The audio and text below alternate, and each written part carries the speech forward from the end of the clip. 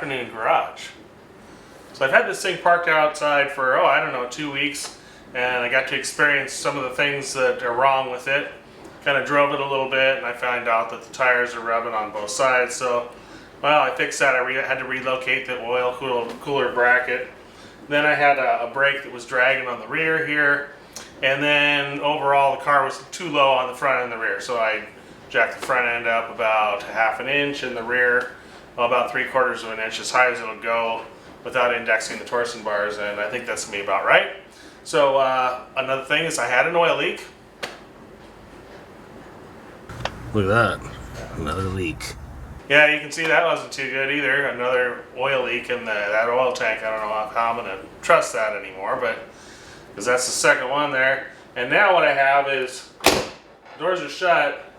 Well, there's kind of a gap up here, and so there's some adjustment to actually kind of lay the door in a little bit. And well, I have a lot of experience in Oregon fixing leaks with doors, so let's get into that, and well, I'll show you what I know. The best thing is, never store your car outside. You know, I've had some experience with these frameless windows here. They always tend to leak towards the top.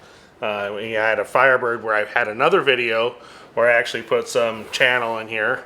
For me, it's really hard to get water on the inside of the glass. It isn't completely desirable. You can see it's a kind of a real nice tight seal. I don't think there's any need to adjust the window at all. I think it's in the right position. Just the addition of this drip rail probably solved that problem.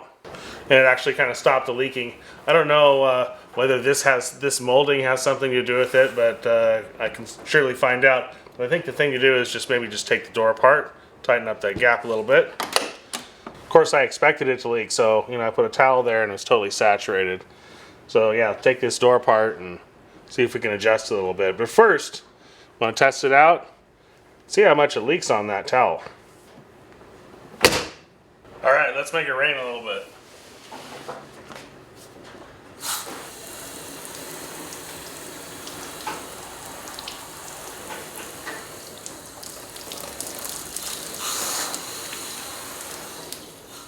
Oh yeah, it's over here. So this glass seal is actually doing really well. I'm surprised. And it's just right over here.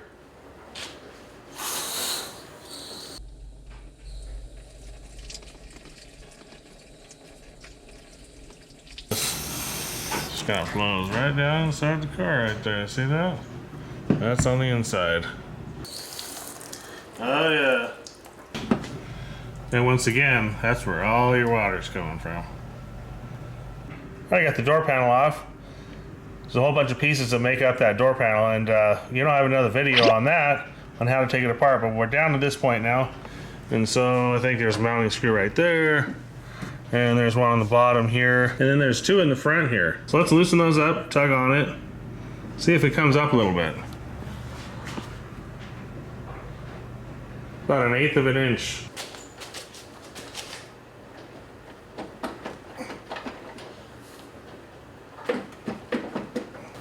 But what I can do is I can kick this in at the top. That may help me a little bit. In the meantime, I'll get this as high as I can. All right, now I got it as high as possible. It's actually quite level. So I did bring it up. Oh, I don't know, maybe 3/16, over 1/8. That's good.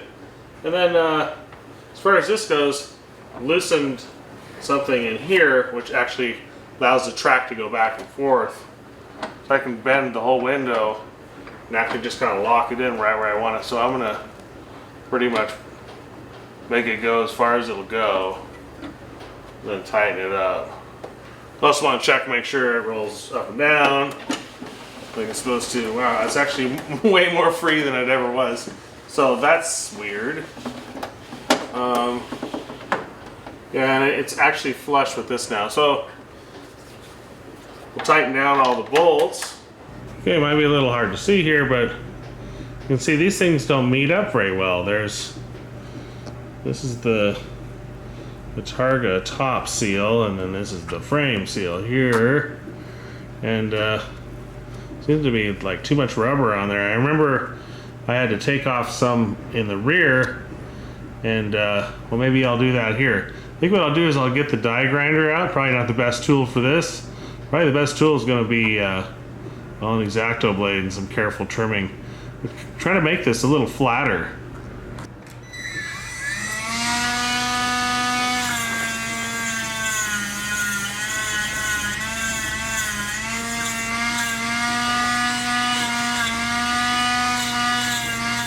Well, that worked pretty good. These seals line up a lot better now. Just had to remove a little bit of this one here and shut the door and see if it leaks. Oh yeah. Well, now I put some more water on that window. Looks like it's not leaking nearly as bad there. You know, I kind of pulled the drip rail back, but we'll send it outside long term and I'll see what it does in the rain. So the reason it came back here on the lift was I had that oil leak. I had tire rubbing occurring about mid-lock on both sides. So fixed those two problems. Of course, I had the water leak. And another thing that I have is, boy, it really does smell rich. So I'm going to be doing an exhaust tune. What I mean by exhaust tune is there's some measurements you can take with the exhaust on this car. It uses a CIS system. It doesn't use an oxygen sensor. It doesn't try to clean it up with a catalytic converter or anything. So what you smell coming out of the exhaust is really kind of what's being burnt. So as I know from exhaust measurements, the CO measurement you can see on this chart here, well, it just goes way out of range when rich and almost to nothing when it's lean. So you definitely don't want it to be lean, but you know, somewhere in the neighborhood of 1.5% to 2%, somewhere in that neighborhood. So I went ahead and purchased a exhaust gas analyzer, real cheap one. Let's go to the bench and check that out. All right, that's what I got for tuning the rest of my engine. So this one comes from the UK. It's a portable gas tester for CO, carbon monoxide. And this came pretty complete. I was pretty happy with it. It has all the tubing, and it has the exhaust pipe insertion, little insertion piece there, and then the tester itself. So this is actually run up to 12 volts, so we're going to be able to plug it in just like we were the smoke machine to the rear there, and I hook up 12 volts. There we go, it works. So the instructions say to, this is your adjustment screw right here, and it says to run it up to about 2 and then let it sit for about 10 minutes.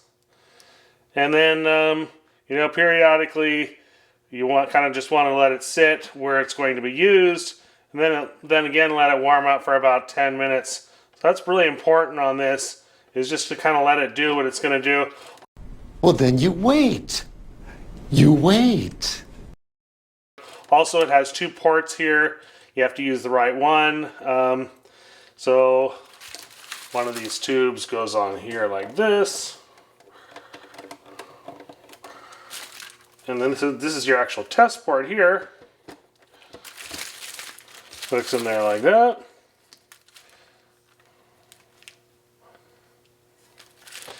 Then you shove that up your tailpipe just like a banana.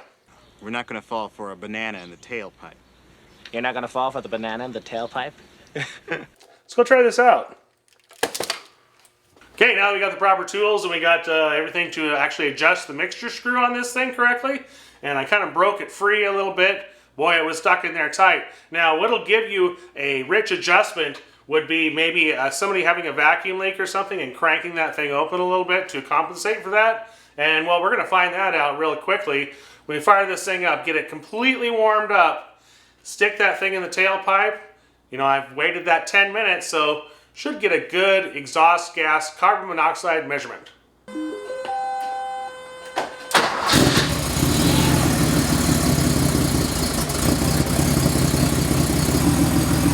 will let this warm up for 10 minutes.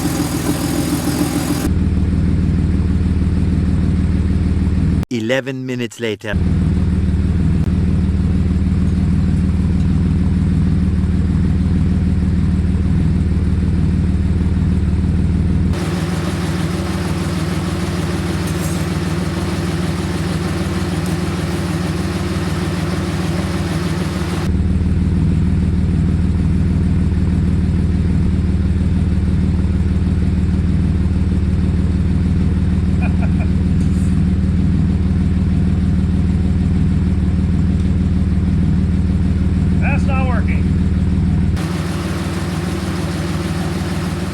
Well, that didn't really work out as planned. Ooh, man, that exhaust is rich and that number should have changed a little bit. I have a feeling I was sold something defective, and I think there's a pulse pump in there that may not be working correctly. I don't know, I'm gonna have to probably take it apart, and well, in the meantime, maybe I'll just get a CO adjustment by somebody who has a decent machine where I can get in there and turn that mixture screw around a little bit, stop it from smelling like this. So we fixed a lot of things today, from water leaks to tire rubbing to brakes dragging to, well, didn't get to the engine, but hey, I'll get to that next time. If you got anything out of this, give me a like and subscribe if you haven't. Thanks for watching.